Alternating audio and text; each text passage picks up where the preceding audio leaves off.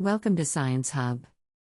Today, we're diving into a colorful topic that might be more concerning than it appears: artificial food dyes in our everyday snacks and drinks, especially those targeted at kids.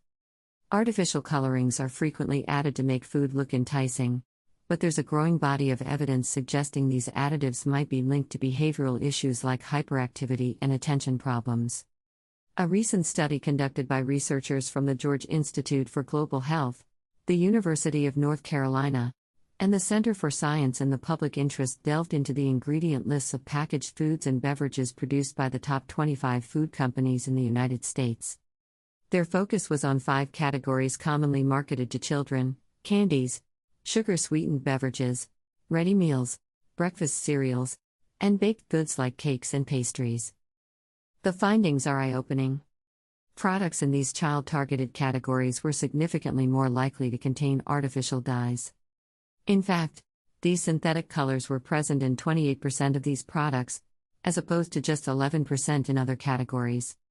Moreover, the study revealed that foods containing artificial dyes also had a drastically higher sugar content, averaging a whopping 141% more sugar than products without these dyes. Drive. Elizabeth Dunford, a research fellow at the George Institute and an assistant professor of nutrition at the University of North Carolina, voiced her concerns about the persistent presence of artificial dyes in our food system. Despite 40 years of accumulating evidence pointing to the health risks associated with these dyes, they remain prevalent, particularly in products designed to attract children.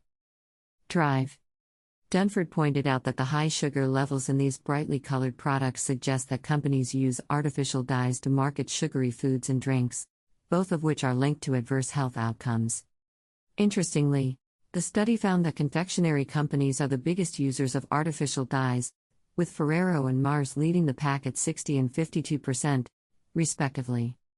Additionally, more than half of PepsiCo's energy drinks contained artificial dyes, as did 79% of all sports drinks, regardless of brand.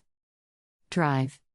Thomas Galligan, a senior scientist at the Center for Science in the Public Interest, emphasized that artificial food dyes are unnecessary in the U.S. food supply, yet efforts to eliminate them have been slow.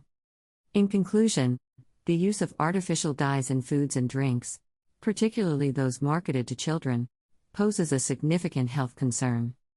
The evidence suggests they may contribute to behavioral issues and increase sugar content, which is harmful to health.